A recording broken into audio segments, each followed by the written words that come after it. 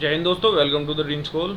आज का हमारा सेशन होने वाला है विसर्ग संधि और ये संधि का लास्ट पार्ट होगा। इसके बाद बस एक सेशन और बचता है जिसमें हम करेंगे क्वेश्चंस की प्रैक्टिस के क्वेश्चन किस तरीके से पूछे जाएंगे और हम लोगों को उनका आंसर किस तरीके से देना है। ठीक है, इससे पहले दो पार्ट ऑलरेडी हम लोग कर चुके हैं। ठीक है, आप उन दोनों पार्टों को जाकर के देखिए। पहले हमने स्वर संधि डिस्कस की है, फिर व्यंजन संधि डिस्कस की है, बहुत अच्छे से, बहुत डिटेल में सारे ही कंसेप्ट हमने उसमें करे हैं एग्जाम्पल के साथ साथ, और सारा कुछ आपको समझ में आएगा बहुत बढ़िया तरीके से।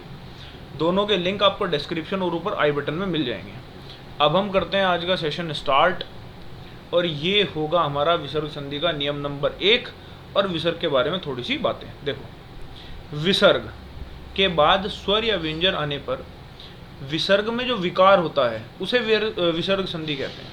ठीक है, ये कहना क्या चाह रहा है कि यदि ये कोई विसर्ग है, ठीक है, और या तो इसके बाद कोई स्वर मिल जाए हमें, ठीक है, और या फिर व्यंजन मिले, इनके आने से जो परिवर्तन होगा ना, इनके आने से जो परिवर्तन होगा उसी को हम विसर्ग संधि कहते हैं। ठीक है, तो अब देखते हैं विसर्ग का नियम नंबर 1।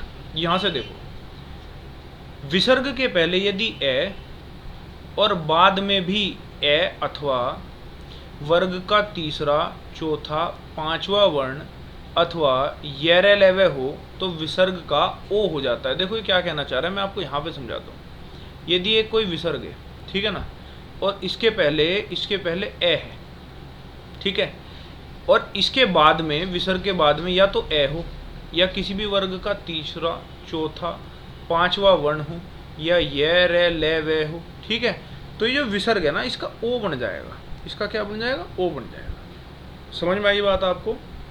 एग्जाम्पल देखो आप इसके, देखो ध्यान देना थोड़ा सा। ये विसर्ग लगा हुआ है, विसर्ग से पहले क्या है आप बोल दोगे ए है।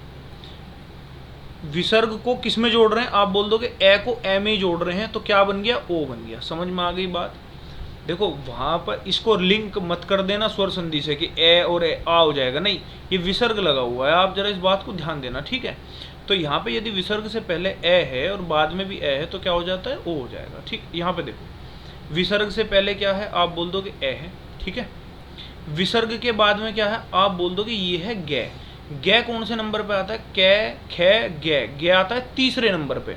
जैसे ही हमें पता चला 3, 5, 3, 4, 5 हैं, तो ये मिलके क्या बना देंगे? ओ बना देंगे। तो ओ बना दिया ना। यहाँ पर देखो, विसर्ग से पहले आपको ए दिखाई दे रहा होगा, ठीक है, और बे आया, पे फे बे, तीसरा बन रहा है ना, तो क्या किस में बदल दोगे आप इसे? ओ में बदल दोगे। ठीक है, आई होप आपको ये सारी बातें समझ में आ गई होंगी। ठीक है, देखो ये वो होते हैं तीसरा, चौथा, पांचवा वर्ण में आपने बहुत अच्छे से पढ़ा था जब हमने वर्णमाला पढ़ी थी। ठीक, कौन से होते हैं ये? घोष या सघोष। समझ में आई बात? घोष या सघोष। तो आप ये भी कह सकते हो कि बाद में घोष आ जाए तो आप उसको ओ में बदल दोगे। आगे देखते हैं, ये होगा नियम नंबर 2, और देखो क्या कहता है। विसर्ग से पहले ए या आ को छोड़कर, देखो ए या आ नहीं होना चाहिए, पहले वाले में था कि ए होना चाहिए, ठीक है, ए और आ को छोड़कर कोई स्वर हो और बाद में कोई स्वर हो तो वर्ग के तीसरे, चौथे, पांचवें अथवा येरे लेवे है, मैंने बताया था ना कौन से होते हैं? घोष होते हैं ये, ठीक है, सारे मिला के येरे लेवे है में से कोई हो तो विसर्ग का रे या रे हो जाता है। देखो ये बहुत बहुत बढ़िया टर्म है, मैं आपको समझाता हूँ इसे। इसके क्वेश्चन बहुत ज़्यादा बन जाते हैं, आप ध्यान देना थोड़ा सा। ये कोई विसर्ग लगाया हुआ है, ये कोई विसर्ग है, विसर्ग से पहले ए या आ ये नहीं होने चाहिए, ये नहीं होने चाहिए, और कोई भी स्वर हो ये नहीं होने चाहिए, और इसके बाद में कोई भी घोष आ जाए, कोई भी घोष। घोष और सघोष एक ही बात है।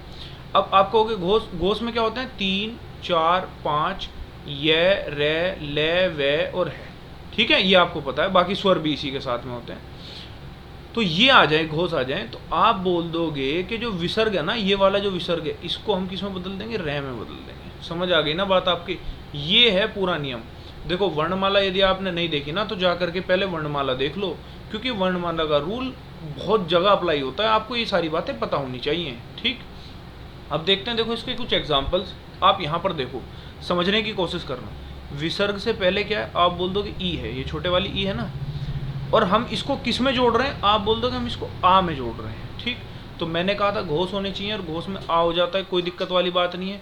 तो इन दोनों के जगह क्या आ जाएगा, रे आ जाएगा। देखो नी है तो नी तो ये ऐसा कैसे आ गया, आहार यो ए तो हमने ले लिया ना उधर, तो इसकी विसर्ग को और इसको मिला के क्या बन गया, रे बन गया। तो क्या बन गया, निराहार। तो रे में बदल गए तो निराहार में इसका परिवर्तन हो गया। ठीक है, अब आगे देखो आप, ये विसर्ग है, विसर्ग से पहले क्या है, ई है, विसर्ग के बाद में क्या है, ये ए है, ए है या आ है, आ है।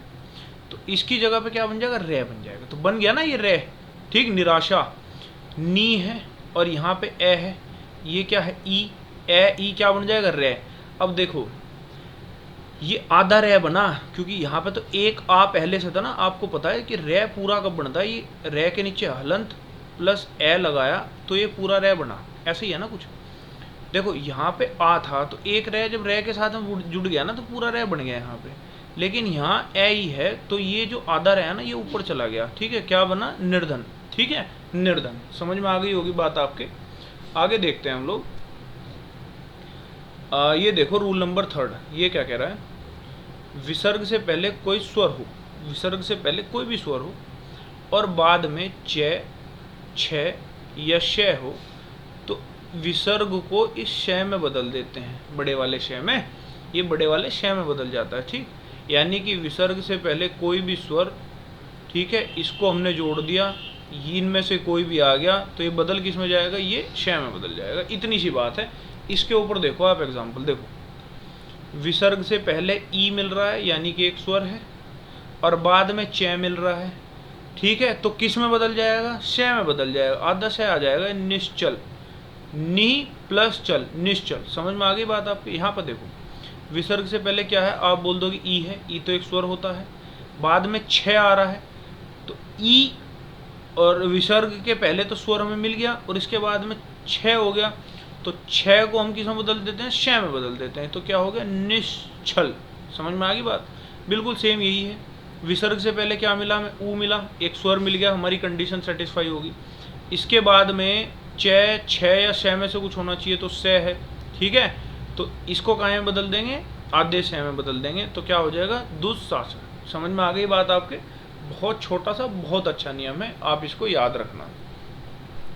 ये देखते हैं, ये देखो आप थोड़ा सा क्या कहना चाह रहा है। नियम नंबर 4, विसर्ग के बाद यदि तय या श हो तो विसर्ग श आधे श में बन जाता है। ठीक है ना, आप इस बात को ऐसे समझेंगे कुछ। देखो ये विसर्ग है, इसके बाद में आपको क्या दिखाई दिया, तय दिखाई दिया ना, तय। तो ये विसर्ग हटके विसर्ग की जगह क्या आ जाएगा, आधा स लग जाएगा। न में ऐसे आ गया, विसर्ग की जगह आधा स और ते इधर है, नम, नमे प्लस ते, नमस्ते। ठीक है नहीं, नमस्ते जी। समझ पा रहे होंगे आप इस बात को। आगे देखो नी, ठीक है, यानी विसर्ग से पहले आपको मिला ई, हालांकि इसे हमें देखने की जरूरत नहीं है। लास्ट यहाँ देखो आपको श मिला ना, श। ठीक, तो नी तो ऐसे लिख दिया, विसर्ग का बन गया आधा से, ठीक है ना, और संतान ऐसे लिख दिया, निसंतान। ठीक, देखो विसर्ग को हम श में जोड़ रहे हैं क्योंकि हमारा नियम ही क्या है, ये कह रहा है या तो तय हो या श हो तो आधे श में हम उसे बदल देंगे। तो ये क्या हो जाएगा, दुस्साहस। ठीक है ना, दुस्साहस। समझ आ गई बात, दुहु प्लस साहस, दुस्साहस। ठीक है, आगे बढ़ते हैं अपने नियम नंबर जो भी है, ये 5वां है, तो 5वें की ओर देखो। विसर्ग से पहले ई या ऊ हो, विसर्ग से पहले ई या ऊ और उसके बाद में कै, ख, टे, ठे, पे, फे। देखो पहला और दूसरा होना चाहिए, पहला और दूसरा। हालांकि इसमें तय वाला नहीं लिया, मैं ये बताना चाह रहा हूँ ये पहला है ये दूसरा है। ठीक है, पहला और दूसरा में से कोई वर्ण हो तो विसर्ग श हो जाता है, विसर्ग क्या हो जाता है, श हो जाता है। ये बहुत बढ़िया कंसेप्ट है, बस आपको ध्यान ये रखना है, कै, ख, टे, ठे, पे और फे ये होने चाहिए, तभी श बदलेगा। और पहले ई या ऊ का होना बहुत जरूरी है। ठीक है, देखो विसर्ग से पहले क्या मिला, ई, बाद में क्या मिला, कै, तो नी तो ऐसे ही रहेगा, ये कलंक ऐसे ही रहेगा और इसका क्या बन जाएगा, आप बोल दोगे इसका बन जाएगा श विसर्ग का। ठीक, तो क्या बन गया, निष्कलंक। समझ आ गई बात। देखो विसर्ग से पहले क्या है, ऊ, बाद में क्या है, पे। ठीक, अपना जो नियम है सेटिस्फाई हो रहा है, तो ये तो ऐसे ही बनेगा, ठीक है, और विसर्ग की जगह क्या आ जाएगा, आधा से बन जाएगा। समझ आ गई बात आपके। यहाँ देखो विसर्ग से पहले क्या है, आप बोलोगे ई है, ठीक है, ई है, ई या ऊ, इन दोनों में से ही कोई एक होना चाहिए। ये फे आ गया, पे और फे तो आती हैं, तो क्या बन जाएगा, निष्फल। विसर्ग किस में बदल जाएगा, आधे से में, ठीक है, आधे से में। समझ आ गई बात आपके, ठीक है। आगे बढ़ते हैं। दिस इज नियम नंबर 6, नियम कानून लागू होंगे। देखो विसर्ग से पहले ए या आ हो, ए या आ होना चाहिए, और बाद में कोई भिन्न स्वर हो, कोई भी अलग हो, तो विसर्ग का लोप हो जाता है। विसर्ग का लोप मतलब कि विसर्ग हो जाएगा भैया जी गायब, डायरेक्ट तरीके से, कोई परिवर्तन नहीं।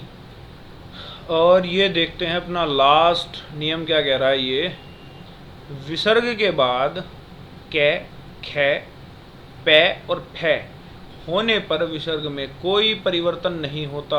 आपने देखा होगा ना, बहुत जगह ऐसे ही लिखा हुआ आता है विसर्ग, ठीक है, ऐसे ही बन जाता है दुख, ठीक है, बाद में खे हो गया तो दुख हम ऐसे ही लिख देंगे, ठीक। एग्जाम्पल से समझोगे आप। देखो मेरी बात सुनो, यहाँ पे विसर्ग है, विसर्ग के बाद में क्या दिख रहा है, क्या दिख रहा है, विसर्ग के बाद में क्या दिख रहा है, क्या दिख रहा है, तो विसर्ग नहीं हटेगा, ये ऐसा कैसे ही रहेगा। इन चार में से कोई भी टपक जाए, ठीक है, तो विसर्ग भाई साहब अपनी ड्यूटी पे से नहीं हटेंगे, वो वहाँ पे जम के ड्यूटी करेंगे। समझ आ रही बात आपके। क्या दिखाई दिया, अब इनका मेल नहीं होने देना, ऐसे ही रहना है बिल्कुल बीच में, ठीक है। खे दिखाई दिया, अब मेल नहीं होने देना, ऐसे ही बीच में ही आना है यहाँ पे, ठीक है। बात समझ में आई होगी आपके। और वीडियो आपको पसंद आई हो तो लाइक करें, शेयर करें, चैनल को करें subscribe. This is the end of this video and thanks for watching.